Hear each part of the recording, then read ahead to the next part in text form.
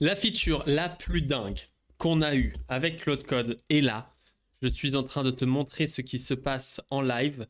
C'est assez incroyable ce qui est en train de se passer. On a ici un main agent qui est juste ici et qui vient de lancer ici un second agent avec ici Temux. Et évidemment, dans cette vidéo, je vais t'expliquer comment faire. Donc ici, ce qu'il a fait, c'est que il doit implémenter les features. Et là, tu vois que ce qui vient de se produire, c'est qu'il a lancé carrément deux agents. Donc là, on a un main agent. Donc ça, c'est la conversation que j'ai eue, qui est juste ici. Et là, il y a eu ce chat qui vient de se lancer. Et ce qui est incroyable, je pèse mes mots parce que là, l'UX donne envie de se... voilà, ok, je vais pas finir la phrase. C'est que ici, on a le main agent, et là, on a un agent qui est back-end, mais contrairement au sub-agent qu'on avait à l'époque, qui nous empêchait de correctement faire fonctionner tout ça, cette fois, on a trois agents qui travaillent en même temps sur la feature, mais chaque agent a son propre chat, et je peux arrêter la conversation quand je veux, ajouter des instructions, ajouter des informations, et on peut voir ici qu'il y a, du coup je vais déplacer ma caméra, bam. Voilà, ici on a admin UI qui travaille, on a widget qui travaille et on a backend qui travaille. On a donc trois agents qui sont en train de travailler en même temps. Ici, on a le premier agent qui a terminé. Et ici il nous dit, task 1 a été terminé, j'arrête. Et là tu vois qu'il shutdown request by team lead. Il y a team lead, donc lui c'est le team lead qu'on a à gauche. Il a demandé le shutdown de l'agent. C'est incroyable, c'est incroyable. J'ai l'impression d'être dans un film, mes amis. J'ai l'impression d'être dans un film. Ça donne envie de se... Waouh. Non mais c'est incroyable. Donc là, qu'est-ce que j'ai fait pour information? Pour que vous ayez un petit peu le contexte, qu'on puisse voir un petit peu ce que ça donne. J'ai rajouté un petit chat. Donc, ce qu'on a dans mon application qui s'appelle Ciao. Pour envoyer des chats, j'ai rajouté une petite feature microphone comme ça. En production, la feature microphone fonctionne déjà. Ce que j'ai fait ici, c'est que je l'ai rajouté en dev. Enfin, je l'ai undo en local. Et je l'ai relancé avec le Agent Swarm. Donc là, on voit qu'il y a le widget qui s'est terminé. Et il y a le admin UI qui est toujours en train de progresser. Donc ce qu'on peut voir, c'est qu'il a réussi du coup à lancer trois agents en même temps. Il a bien compris comment séparer les tâches ici pour ces trois agents. Et une fois que les agents étaient en train de travailler, on peut voir qu'il est capable de les arrêter. Avec ici un chat qui est assez drôle parce que tu vois qu'ici c'est en blanc. Là, on a le nombre d'agents qui est en train de travailler sur les features. Là, on a le nom de l'agent, du coup, admin UI qui est en train de travailler. On a le modèle, on a le contexte, on a une vraie instance de Claude juste ici, hein. Évidemment, là, il n'y a pas de... Il y a vraiment une vraie instance de Claude qui se passe. Et on peut voir que là, quand il termine, all change. Maintenant, laisse-moi marquer la tâche comme complétée et notifier le team lead. Donc là, il a marqué la tâche comme complétée et il a notifié le team lead. Et là, il a dit, moi, je vais shut down ici admin UI. Et je vais vérifier que les tâches ont bien été effectuées. Donc là, boum, on retourne sur un seul terminal. C'est magique. C'est magique, c'est fantastique. Il faut savoir que l'outil qui est utilisé ici pour faire fonctionner tous ces terminals de manière un peu magique, magnifique, c'est Temux. Donc Temux, c'est un outil en fait qui permet de lancer plusieurs terminals dans un terminal. Donc là, on peut voir qu'il y a le main agent qui vient clean up les modifications qui ont été faites par les autres agents. Et là, de manière assez magique, on voit l'arrêt, entre guillemets, de ce qui est en train de se passer. J'imagine que là, il va peut-être lancer des tests. Ok, il rajoute de la documentation. Et là, il a, entre guillemets, terminé. Alors, on peut vite fait tester ce qu'il a pu réaliser. Alors, moi, j'ai déjà fait la feature, donc c'était principalement pour lui lancer sur une tâche très compliquée. On va parler des avantages après, donc reste bien jusqu'à la fin de la vidéo. Et j'ai préparé un schéma de zinzin pour t'expliquer exactement comment ça fonctionne. Et je vais aussi expliquer comment le setup chez toi, donc tout est zinzin jusqu'ici, hein. Donc là, on a notre test agent et je vais lancer pdev. Alors j'espère que j'ai pas de port 3000. Et ici, pnpm convex dev. Je pense qu'on va se retrouver avec 12 000 erreurs comme d'habitude. Ok, donc voilà le petit test. Ce qui est très intéressant, c'est que moi j'avais du coup déjà fait cette feature en production et là j'ai juste undo les commits pour pouvoir faire le petit test parce que je savais que c'était une feature très complexe. Et ce qui est intéressant ici, c'est qu'il l'a fait très très vite, hein, mais vraiment très très vite. Donc là on va tester. Hello, c'est moi, Melvin, qui te parle. Qu'est-ce que tu dis aujourd'hui? Qu'est-ce que tu as envie de faire? Ça marche bien. Ça marche bien. L'implémentation est dantesque. De tous les tests que j'ai fait un autre test. Ok, bon, là, ça marche moins bien, hein. Là, ça marche moins bien. De tous les tests que j'ai fait, avec Codex et tout, vous avez peut-être vu ma vidéo sur les nouveautés Codex, etc., que j'ai évidemment bombardé. Mais ici, on a tout ça, donc là, voilà, on a l'histoire. Est-ce que ça fonctionne? L'intégration du micro est pas mal. Je pense que je vais refaire un petit truc qui ressemble un peu à ça. L'expérience UX était vraiment cool à voir ce que j'arrive à faire. Donc là, on vient juste essayer de corriger et je reviens quand c'est corrigé. Bon, le problème, c'est que vu que j'ai fait la feature avant, ma database, elle est complètement out dans la vie. Mais c'était juste pour te faire la démo. Faudrait que je fasse une feature que j'ai pas déjà fait, ce serait bien mieux. Mais voici un petit peu cette premier exemple de agent. Alors, comment ça fonctionne? Pour ça, j'ai fait la technique habituelle de venir demander à l'IA de me créer un document. Et donc, voici le document. Alors, attendez, je vais l'ouvrir sur mon navigateur préféré. Boum. Alors, voici le document Agent Swarm. Ça va te permettre de spawn, de venir créer des agents autonomes qui vont travailler en parallèle, communiquer et se coordonner depuis une task partagée. En une seule sentence, ça vient créer une team et ensuite ça vient lancer les agents pour faire chacun des choses. L'architecture, c'est qu'il y a un team lead, donc ça va être l'agent principal que tu crées. Et ce team lead, il va pouvoir appeler tous les agents que tu as fait. Et donc là, on a un truc intéressant, c'est que les fichiers agent.md qu'on avait peut-être dans Claude, ici, il va peut-être falloir les retravailler pour faire ça.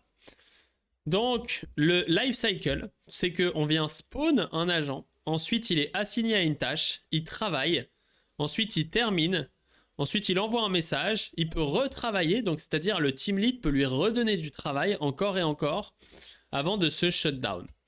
Les outils qui, qui sont disponibles, c'est Team Create, Create a Team. Quand il vient créer une team, ça vient faire une liste de tâches partagées, c'est la première étape.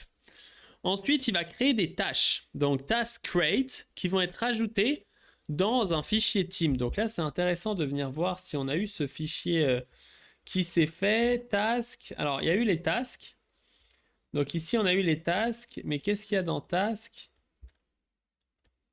Et on a eu usage data. On va relancer en analysant un peu ce qui se passe dans le dossier Claude, mais on voit qu'ici, ça vient créer un fichier team avec config, un fichier task.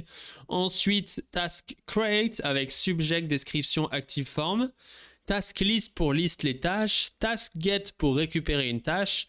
Task update pour donner un owner, donc l'assigner à un teammate, changer le statut et ajouter des blocs. Donc il y a pending, in progress, completed, deleted. Et il y a ensuite task, donc il vient spawner un teammate et donc task prend des nouveaux paramètres, il prend description prompt, subagent type et il prend un team name. Et un name, finalement, c'est exactement ce que j'avais prédit dans mon autre vidéo. On voit les tâches.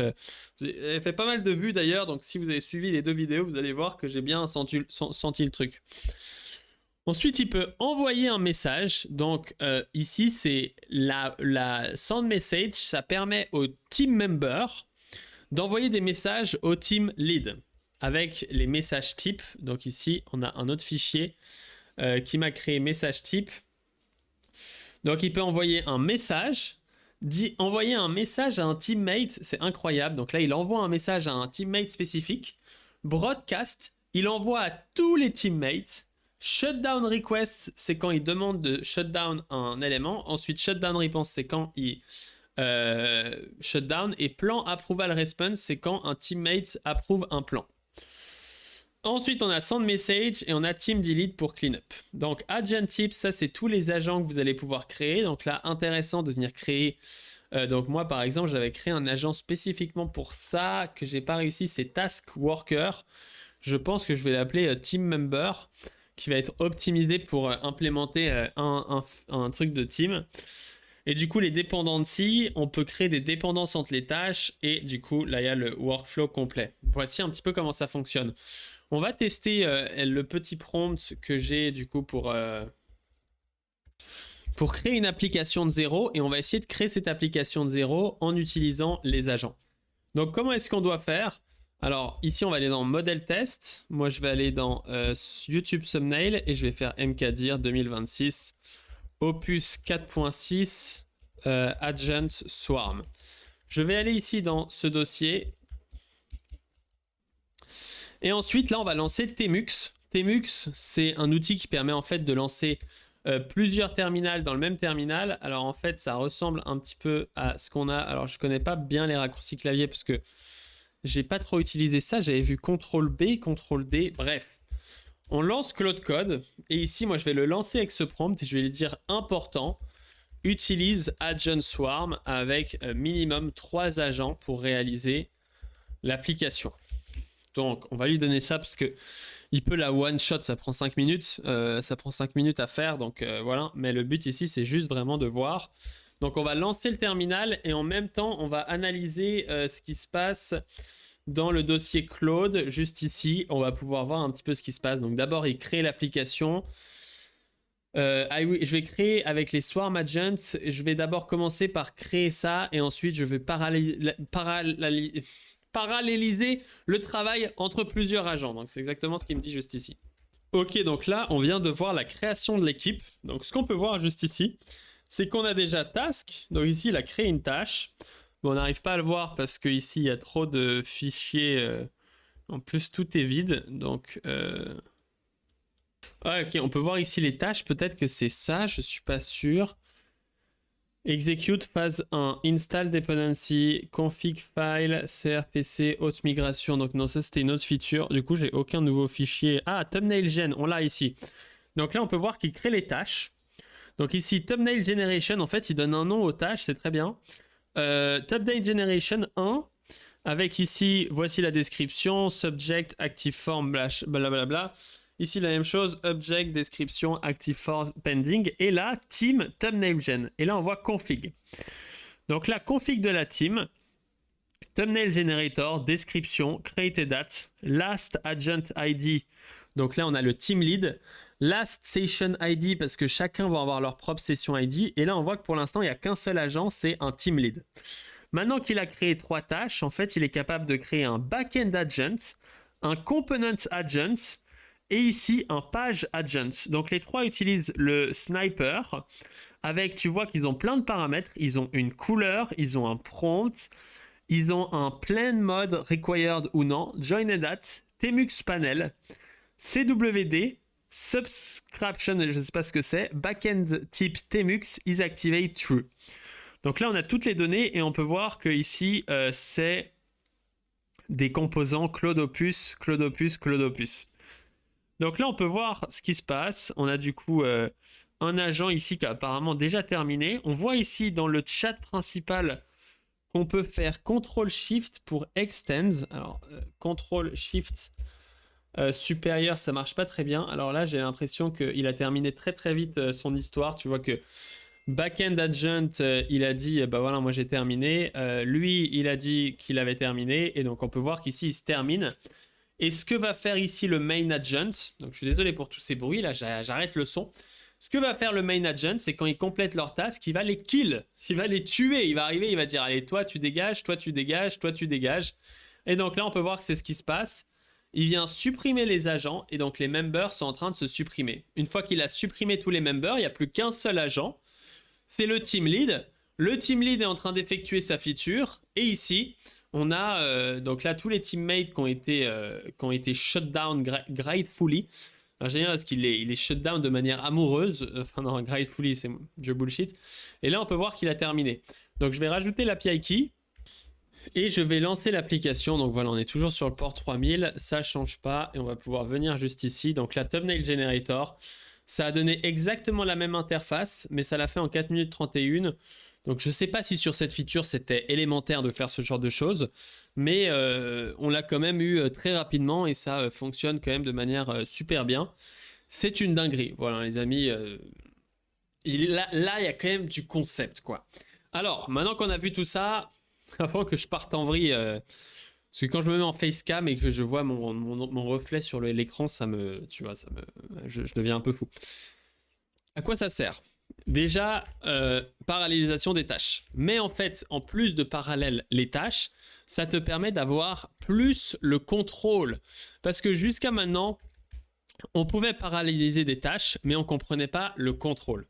Ensuite, ici, il y a du prompt engineering du côté d'Anthropic pour expliquer ce qu'on appelle blocked by. Donc, si tu fais une énorme feature qui a des dépendances élevées, il va pouvoir bloquer des tâches et lancer, par exemple, la première tâche, il va peut-être pouvoir lancer 2 agents en même temps. Ensuite, la troisième tâche, il pourra en lancer 3. Puis ensuite, il faudra un agent qui résolve le problème. Et ensuite, 3 autres agents. Et en tout, il va en lancer 7 de manière procédurale. Il y a évidemment ici du context optimization. Parce que les agents, ils font leurs tâches dans leur coin. Ils viennent juste dire au main agent qu'il a terminé, qu'est-ce qu'il a fait, etc. Et finalement, ça permet potentiellement d'aller plus rapidement et d'avoir plus de customisation. Parce que ici, ce qu'on pourrait faire, c'est rajouter des agents. Donc là, typiquement, El Famoso 2500 agents qui s'appellent backend. Il faudrait voir si d'ailleurs on peut lancer des skills comme agents. Donc je pense pas qu'ils le font encore parce que tu vois que dans la liste, il n'y avait pas les skills.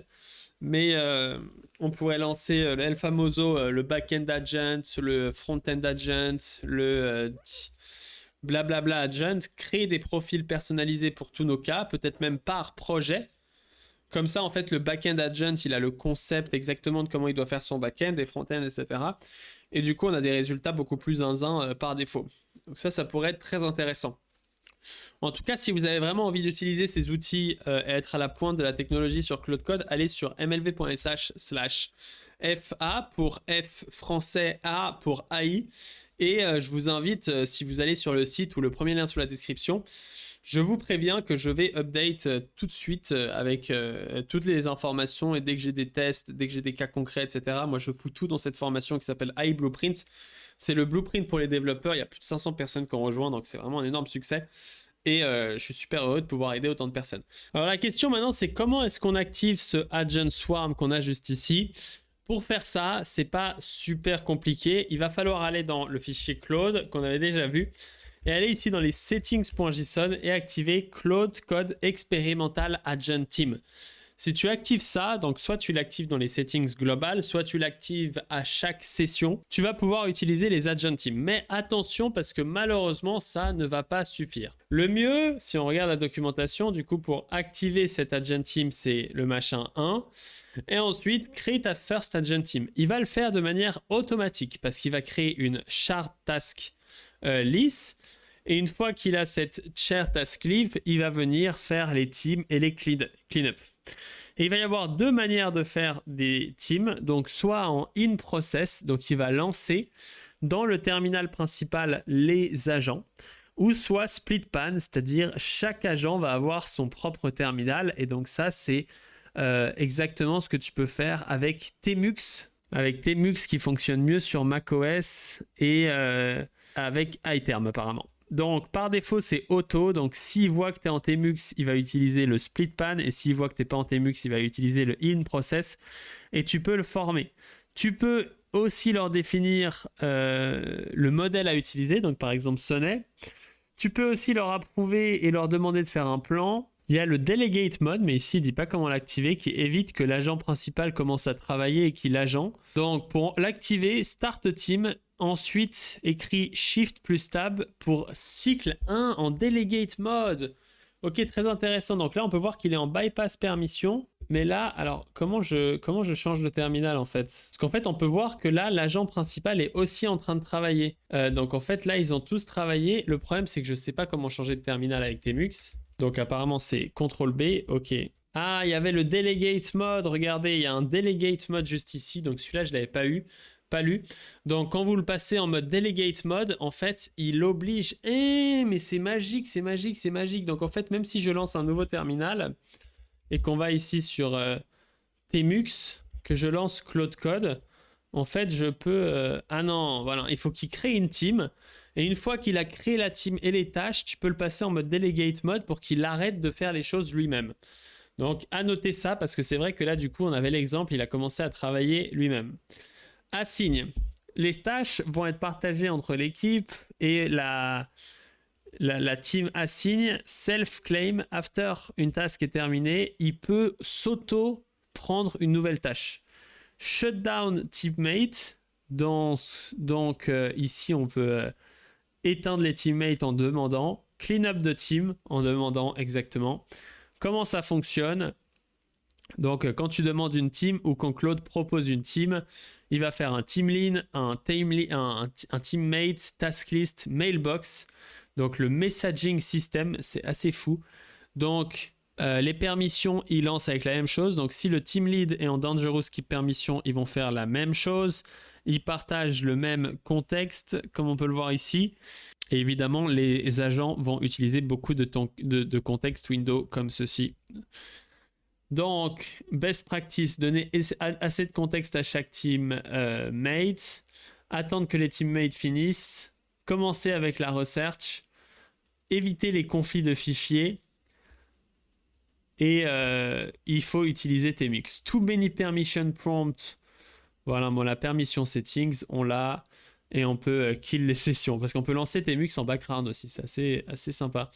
Donc, il faudrait faire un tuto Tmux. Il faudrait que je me forme un petit peu à Tmux. Mais voilà un petit peu comment vous pouvez l'utiliser dans votre quotidien. Et je vous invite à l'utiliser et me dire un peu ce que ça donne.